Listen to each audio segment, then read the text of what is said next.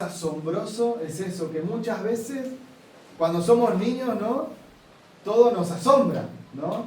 Hace, por ejemplo, el truco ese que hacen con la moneda, que le sacan de la oreja, le haces al niño, ¡wow!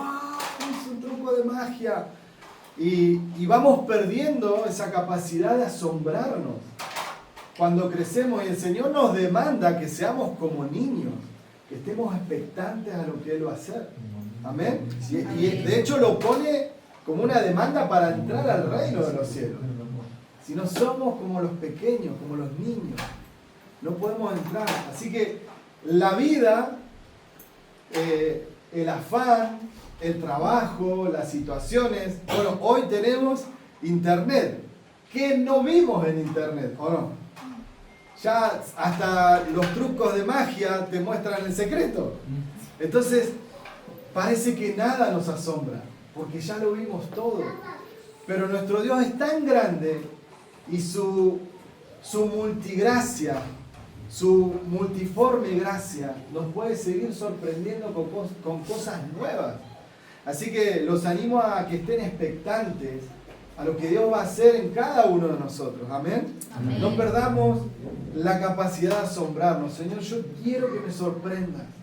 Quiero ver tu gloria en mi vida, quiero ver tu gloria en mi familia, quiero ver tu gloria, no sé, en mi trabajo, mis documentos, en lo que necesites. Señor, yo quiero verte. Sorprendeme,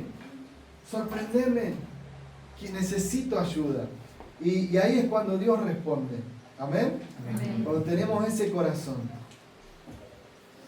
Quiero compartir en esta mañana una palabra que es un testimonio de una persona que era muy importante para el pueblo judío. Comienzo leyendo Juan 3. Juan capítulo 3, desde el versículo 1. Y es el encuentro entre Jesús y Nicodemo. Nicodemo va a buscarlo de noche. En el versículo 1 dice: había un hombre llamado Nicodemo, un líder religioso judío de los fariseos. Una noche fue a hablar con Jesús. Rabí, le dijo, todos sabemos que Dios te ha enviado para enseñarnos. Las señales milagrosas que haces son la prueba de que Dios está contigo. Es decir, era irrefutable que Jesús tenía la presencia de Dios, tenía la unción de Dios, estaba lleno del Espíritu Santo. ¿Amén? Amén. ¿Por qué? Porque vino al mundo, se hizo hombre, y cuando, si recuerdan, cuando Él se bautiza para cumplir la Escritura, ¿qué pasó? Descendió el Espíritu Santo en forma de paloma. ¿Antes Jesús había hecho milagros? No. Cuando descendió el Espíritu Santo sobre Él, comenzó el ministerio y comenzó a hacer milagros y señales milagrosas. A resucitar muertos, a sanar a los paralíticos, los ciegos comenzaban a ver, los sordos comenzaban a oír. ¿Por qué? Porque recibió la llenura del Espíritu Santo. Él se hizo hombre, pero para que se cumpliera la Escritura se bautizó. Él no se bautizó para arrepentirse. Nosotros nos bautizamos por arrepentimiento. Amén. Pero Él para que se cumpliera la Escritura. Y es decir que el Espíritu Santo es lo que marca la diferencia en nosotros. Jesús anteriormente estaba, ¿dónde estaba? ¿Dónde trabajaba? ¿A dónde? En la carpintería con su papá. Y ahí, por eso la gente muchas veces dudaba. El hijo del carpintero. Si yo lo vi. Yo jugaba a la pelota con él. Jugábamos a la escondida. Era mi compañero de escuela, podían decir. Porque lo habían conocido en forma natural. Pero Jesús se crió y creció y empezó a trabajar con su padre, a ayudarlo en el taller, como una persona común. Lo que hizo la diferencia fue el Espíritu Santo. Antes del Espíritu Santo no hubo milagro. Cuando descendió el Espíritu Santo sobre él, comenzaron los milagros. Eso es lo que hace la diferencia en nosotros. Amén. Ahora, quiero contarles un poquito de Nicodemo. Nicodemo era un líder religioso que pertenecía al Sanedrín. No sé si lo escucharon, si lo conocen. No sé si han visto, hay una serie de Chosen que es muy buena, porque ilustran, ¿no? Cómo fue la palabra, ¿no? Y podemos más o menos entender el contexto, ¿no? De cómo es cada situación, viéndolo, ¿no? Tipo película, ¿no? Es una serie. Y este hombre pertenecía al Sanedrín. ¿Quiénes pertenecían al Sanedrín? Los líderes religiosos de más alto rango. Ese grupo que pertenecía al Sanedrín eran hombres que se dedicaban a estudiar la Torá. La Torá son los primeros 5 libros de nuestra Biblia, el Pentateuco. Ahora, ellos estudiaban desde pequeños, más o menos entre 6 y 7 años ya comenzaban a estudiar y se sabían de memoria cada versículo. Ellos estudian hasta letra por letra. Y era gente totalmente capacitada. Sabían de memoria los 5 libros, de adelante para atrás, de atrás para adelante, de arriba para abajo, de todas formas. Eran estudiosos desde la ley, y que ese grupo se dedicaba no solamente a estudiar la ley, sino que esos rabinos les enseñaban al pueblo a cómo debían practicarla. Ellos, en base a el Pentateuco, a la Torá, también escribieron otros libros que son las reglas que ellos tienen como judíos para vivir, ¿sí? Pero y prácticamente eran los gobernantes del pueblo judío, porque ellos tomaban también las decisiones de cómo castigar a alguien que había hecho un pecado. De hecho, el Sanedrín es el que acusa a Jesús de blasfemia por haber dicho que era el Hijo de Dios, ¿sí? Entonces, esta persona pertenecía a ese grupo que eran gobernantes, eran líderes religiosos que conocían la ley de Dios de memoria, ¿sí? Para que podamos entender. Ahora él se presentó de noche delante de Jesús. ¿Por qué fue de noche? Para que nadie lo viera. ¿Por qué? Porque todos en ese grupo, en el Sanedrín, estaban en contra de Jesús. De hecho, era el grupo fariseo, todavía el más ortodoxo en cuanto a la ley. Y a ese grupo, ¿saben quién pertenecía? El apóstol Pablo. Para ellos era la religión pura de Dios. Ahora, se le presenta de noche para que no lo vieran. ¿Por qué? Porque dentro de él sabía que había algo distinto en Jesús, que no podía, que no había visto en otras personas, otros predicadores. A lo largo de la historia se han levantado muchísimos predicadores, muchísimos falsos profetas, muchísimos falsos cristos que decían ser el Hijo de Dios y envolvían a multitudes. ¿Por qué? Porque tenían elocuencia, tenían carisma y podían envolver y manipular a la gente. Y él le dice que no había visto a nadie que le dijera a un paralítico, levántate. Bueno, está bien, le dio la orden, levántate, pero el paralítico seguía ahí. No, y sucedía. Entonces él reconocía que era el poder de Dios el que estaba haciendo esos milagros. Entonces reconoce que era enviado de Dios para enseñarles, ¿sí? Pero él tenía mucho que perder, porque era como ser un político, un diputado, un senador, un gobernante. ¿Cómo me voy a humillar yendo a preguntarle a un carpintero sobre Dios? Si nosotros somos los que estudiamos la ley de Dios y enseñamos la ley de Dios. Era una humillación, por eso fue de noche, a hablar con Jesús. Pero pudo reconocer esto, que era enviado por Dios. Las señales milagrosas que hace son la prueba de que Dios está contigo. Jesús respondió, te digo la verdad, a menos que nazcas de nuevo, no puedes ver el reino de Dios. ¿Qué quieres decir?, exclamó Nicodemo. ¿Cómo un hombre mayor, puede un hombre mayor volver al vientre de su madre y nacer de nuevo? Él lo veía solamente en lo natural, el nacer de nuevo. A lo que Jesús responde, te digo la verdad, nadie puede entrar. Primero le dijo, nadie puede ver el reino de los cielos. Pero después le dice, nadie puede entrar en el reino de los cielos si no nace ¿de qué? De agua y del Espíritu. Aquí también está haciendo mención del bautismo. Y dentro de poco vamos a tener bautismo. Amén. Amén. Oh, qué pobre. Amén. Vamos. Son vidas nuevas, nacimientos nuevos. Amén. Amén. Nadie puede entrar al reino de los cielos a menos que no nazca de nuevo. Y acá lo aclara, de agua y del Espíritu.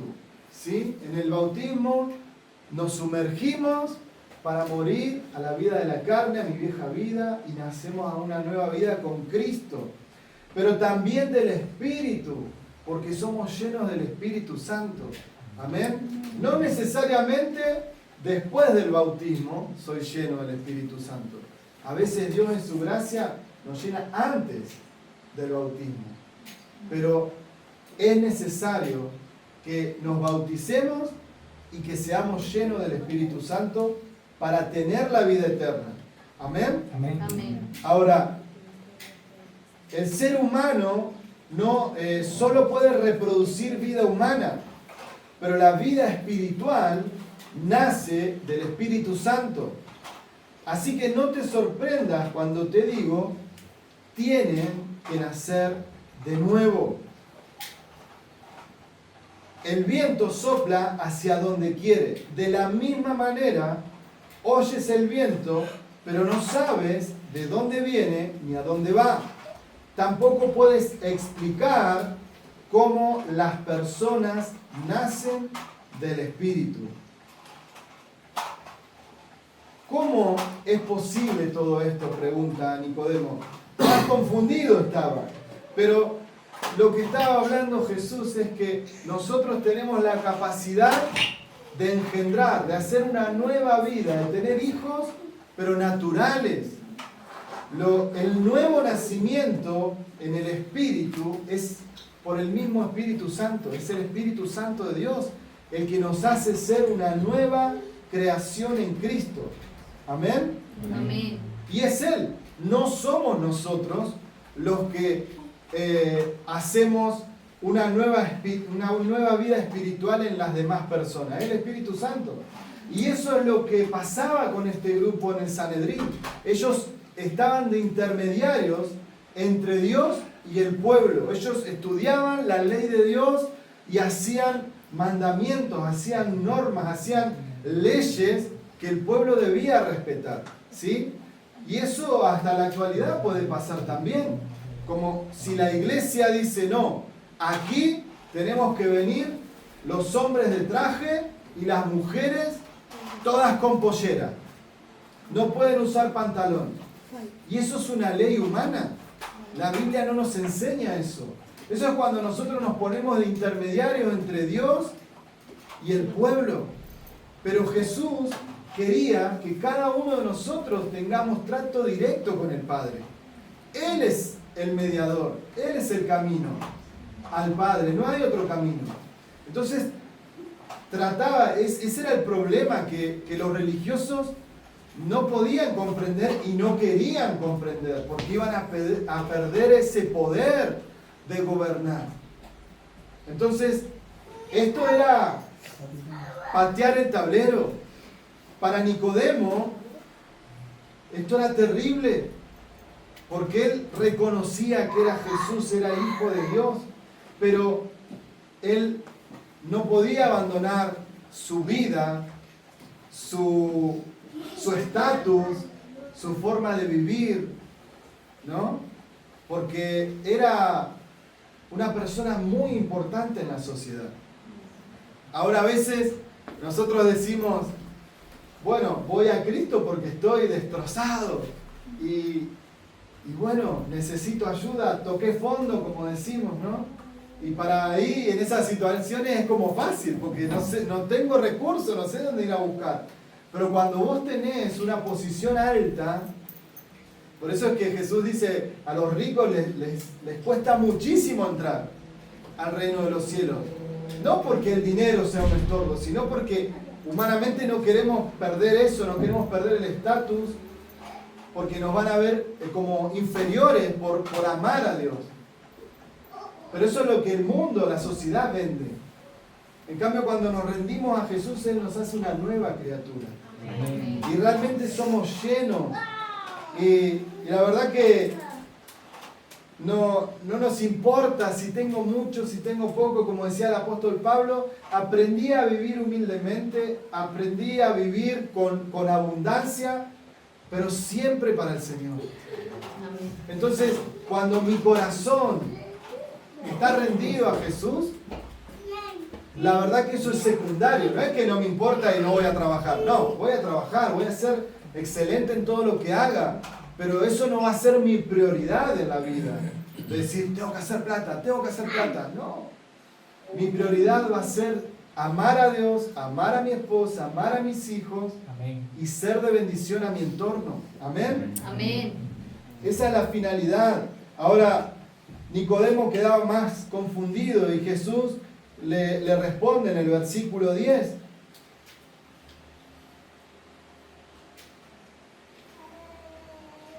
Tú eres un respetado maestro judío y aún no entiendes estas cosas. Te aseguro que, escuchá bien acá, dice, te aseguro que les contamos lo que sabemos y hemos visto. ¿Por qué habla en plural? Porque es Él y el Espíritu Santo. Ustedes todavía se niegan a creer nuestro testimonio, porque Jesús y el Espíritu Santo dan testimonio del Padre. Y Jesús muchas veces dice, lo que yo vi de mi Padre es lo que yo hablo. Lo que mi Padre me habló es lo que yo enseño, lo que comparto. Y esa es la manera en que nosotros debemos vivir, buscando al Padre, buscando su dirección. Amén. Amén. Y eso es caminar en su voluntad y ser obediente a lo que el Padre nos está mandando. Dice, ahora bien, si no me creen cuando le hablo de cosas terrenales, ¿cómo creerán si les hablo de cosas celestiales? Es decir, le estaba dando el ejemplo, la analogía de nacer de nuevo y no lo creía. Entonces, si vengo con algo realmente espiritual, menos lo van a entender, si no creen lo natural. Nadie jamás fue al cielo y regresó, pero el Hijo del Hombre bajó del cielo. Está hablando de sí mismo. Y así como Moisés levantó la serpiente de bronce en un poste en el desierto, así deberá ser levantado el Hijo del Hombre. Ahora, esta historia está en el Antiguo Testamento, en el Éxodo, cuando Dios hace salir a su pueblo de la esclavitud en Egipto. ¿Saben qué pasó? ¿Por qué Moisés fabricó una serpiente de cobre? Porque la gente, el pueblo, estaba cansado de comer maná. Estaban en el desierto. ¿Qué hay en el desierto? Nada, arena, solamente arena. Y Dios, su misma presencia los acompañaba, les marcaba el camino. En el día, con una nube que los guardaba del sol. Y en la noche, como baja muchísimo la temperatura, llega a 0 grados o hasta unos grados bajo cero también. Es demasiado frío el desierto de la noche. Dios se manifestaba como en una columna de fuego. Y no solamente que les daba calor, sino que les alumbraba el camino. Porque ellos seguían caminando. Seguían caminando. Esto también me da a entender que a veces hay tiempo de esfuerzo. Vamos a caminar. Vamos a avanzar. Hay tiempo de resistir. ¿Sí? Pero, dice la palabra que en ese tiempo que ellos no trabajaban y simplemente caminaban el camino que Dios les iba alumbrando, que Dios les iba marcando, dice que su ropa no se gastó, ni el calzado de sus pies, ni siquiera, mirá lo que dice, ni siquiera se les hincharon los pies. Hasta en ese detalle estuvo Dios. Esa es la bendición de Dios. A veces no la vemos y decimos, estoy en un tiempo de escasez, estoy en un tiempo de dificultad, pero no estás viendo que tenés lo necesario y no se rompen las cosas. Y tal vez no tenés dinero, pero todo está funcionando en casa. ¿Sí? A veces la bendición de Dios viene por ahí. Pero Dios los alimentaba cada mañana con maná, que eran una especie de hojuelas como cereal que ellos debían recoger día a día. Solamente era permitido en el día viernes para el sábado, porque era Shabbat. En ese día juntaban doble porción. Cuando lo juntaban, digamos, un lunes, un martes, juntaban una doble porción para guardar, eso se podría, se descomponía. Y esto también hace analogía a la palabra de Dios en nuestra vida. Cada día tenemos que alimentarnos con la palabra. La semana pasada tuvimos una palabra y está bien, la repasamos en la semana y nos seguimos alimentando, seguimos masticando esa palabra, pero cada día tengo que tener algo nuevo, algo fresco de Dios. No me puedo quedar con el alimento de hace un mes, ¿no? Si como una vez por semana, ¿qué pasa? Voy a quedar raquítico, me voy a deshacer, ¿o no? Entonces, necesitamos alimentarnos espiritualmente, nuestro hombre interior, con la palabra cada día. ¿Amén? Amén. Ahora, ¿qué hicieron ellos? Se empezaron a quejar y a maldecir ese alimento que Dios les daba. Que dice que eran como un cereal con miel el sabor. Está bien, obviamente te va a cansar si comes cereal a la mañana, a la tarde, a la noche. Pero se enojaron tanto y maldecían esa comida y muchas veces decían, mejor me hubiese quedado en Egipto y me moría allá. Allá teníamos ajo, teníamos cebolla, teníamos carne.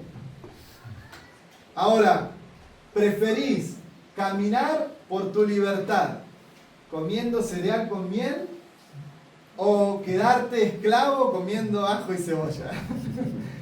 No, es tiempo de esforzarse y seguir el camino que Dios nos traza. Ahora ellos comenzaron a maldecir y maldijeron a Dios. Es por eso que la ira de Dios se encendió y Dios permitió, Dios envió serpientes que los picaran, serpientes venenosas. Te estoy dando todo, te estoy dando abrigo, te estoy dando sombra, te estoy dando comida y nada te alcanza. Dios se enojó, se airó. Pero sabemos también que todo lo que pasó en el Antiguo Testamento es sombra, es figura de lo que iba a venir más adelante. Muchas cosas, muchas situaciones, historias encontramos que coinciden con lo que Jesús iba a pasar después. O sea, esas situaciones eran proféticas. Ahora, Dios también le da la orden porque Moisés le dice a Dios, se están muriendo la gente, nos están atacando las serpientes. ¿Qué pasa? Bueno, está bien, le dio un método. que tenía que hacer una serpiente de cobre y levantarla en un poste, ponerla en alto. Y el que miraba a la serpiente, aunque fuera picado por una, quedaba sano.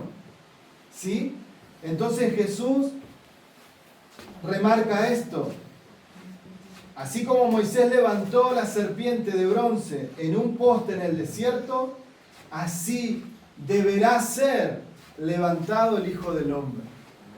Y así fue como Jesús fue crucificado. Para que cuando lo veamos a Él, seamos sanos. Y ese veneno que inyectaban las serpientes, para nosotros hoy ese veneno es el pecado. Es el pecado el que nos contamina y nos hace morir lentamente. En el espíritu, ¿no? Espiritualmente nos vamos muriendo, nos vamos secando, nos vamos poniendo apáticos a la palabra de Dios, a estar en comunidad, en comunión, porque el pecado nos comienza a envenenar. Y es por eso que para el antídoto, ¿cuál es? Es Jesús, es la cruz, es mirarlo a Él. Y mirá lo que dice después. Este se lo saben hasta de memoria, seguro. En el versículo 15, para que todo el que crea en Él tenga vida eterna. El que mira a Jesús. Pues Dios amó tanto al mundo que dio a su único Hijo, para que todo el que crea en Él no se pierda, mas tenga vida eterna. Dios envió a su Hijo. Dios no envió a su Hijo al mundo para condenar al mundo, sino para salvarlo por medio de Él. Y vuelvo a remarcar, no hay salvación fuera de Jesús. ¿Amén? Amén. No hay otra manera. Es solamente a través de Jesús. Y acá en el versículo 18, esto es poderoso. No hay condenación para todos los que creen en Él. Dios, Jesús, nos hace libre de toda condenación. Porque el que acusa es Satanás y el que condena es Satanás. Pero todo el que no cree, y acá sí se pone, nos confronta, porque dice, todo el que no cree ya ha sido condenado por no haber creído en el único Hijo de Dios. Lamentablemente, la Biblia nos dice que hay dos caminos: salvación o perdición, vida eterna o muerte eterna. No hay purgatorio, no hay punto medio. Mi papá decía, bueno, puedo vivir como quiera y 5 minutos antes de morir me arrepiento. Y sí, Dios te va a dar la salvación. Pero si no tenés los 5 minutos, si no tenés esos minutos que vemos en las películas, ¿no? En el final, el tesoro está en... y muere, y no dice dónde está el tesoro. Puede pasar así. Entonces, no podemos jugar con la gracia de Dios. O buscamos la salvación de Dios, buscamos a Jesús, o nos perdemos. Y mirá lo que aclara este pasaje. Dice en el versículo 19, esta condenación se basa en el siguiente hecho. La luz de Dios llegó al mundo, pero la gente amó más la oscuridad que la luz, porque sus acciones eran malvadas. Todos los que hacen el mal odian la luz. Por eso es que mucha gente no se quiere acercar a vos. Y a mí también. Todo el que hace lo malo odia la luz. No que uno sea perfecto, soy un ser de luz. No, somos personas normales, pero estamos amando a Dios, estamos buscando agradarlo a Él, llevar vidas que lo honren. Entonces dice, todos los que hacen el mal odian la luz y se niegan a acercarse a ella. ¿Por qué? porque temen que sus pecados queden al descubierto. ¿Qué es lo que hace la luz? Alumbra nuestra mente, alumbra nuestro corazón y comienzo a darme cuenta de mis errores. Pero Dios no lo hace para condenarnos. Está bien, ¿soy un pecador? Sí, con las dos manos, soy un pecador. Pero Jesús vino a salvarme, a darme una nueva vida. Aquí en la tierra y después que parta de esta tierra, la salvación de mi alma. Amén. Amén. Entonces, pero los que hacen lo correcto se acercan a la luz para que otros puedan ver que están haciendo lo que Dios quiere. Qué precioso es esto que Dios gestó en medio nuestro. Nos estamos uniendo, nos estamos acercando a la luz de Cristo. Amén. Amén. ¿Por qué? Porque esto va a ser evidencia, y lamentablemente debe ser evidencia en nosotros, que hay cambio, que hay transformación. ¿Sí? ¿Por qué? Porque no podemos vivir de la manera que vivían los religiosos. Ellos conocían la ley. Ellos conocían cada versículo, cada palabra de la ley de Dios. Pero no tenían al Espíritu. No tenían al Espíritu. Y nosotros podemos llenarnos de versículos. Tal vez puedes venir cada domingo y no perderte ninguna reunión. Pero si no rendiste tu corazón a Jesús, no hay un nuevo nacimiento. No hay vida del Espíritu. Y eso, sin esa vida del Espíritu, podemos vivir, entre comillas, cristianamente. Decir, bueno, yo oro, yo busco a Dios, yo voy el domingo a la reunión, pero dentro mío estoy mal, estoy triste, estoy deprimido. ¿Por qué? Porque no está la vida del Espíritu. Es decir, que yo puedo vivir en forma natural como un cristiano. De hecho, en una oportunidad el apóstol Pablo va a visitar una iglesia, un grupo de hermanos, y que ellos practicaban todas las cosas buenas. ¿Y cómo que no tienen al Espíritu Santo? Entonces comenzó a orar por ellos, a impartirle el Espíritu Santo, y fueron llenos. Es decir, en nuestra humanidad podemos esforzarnos por buscar ser personas que agraden a Dios, ser personas con vidas rectas delante de Dios. Y nos conocemos la palabra, podemos tener estudios bíblicos, podemos orar, podemos ayunar, pero si no tenemos nuestro corazón rendido a Jesús, no puede venir esa vida del Espíritu. Debemos nacer de nuevo.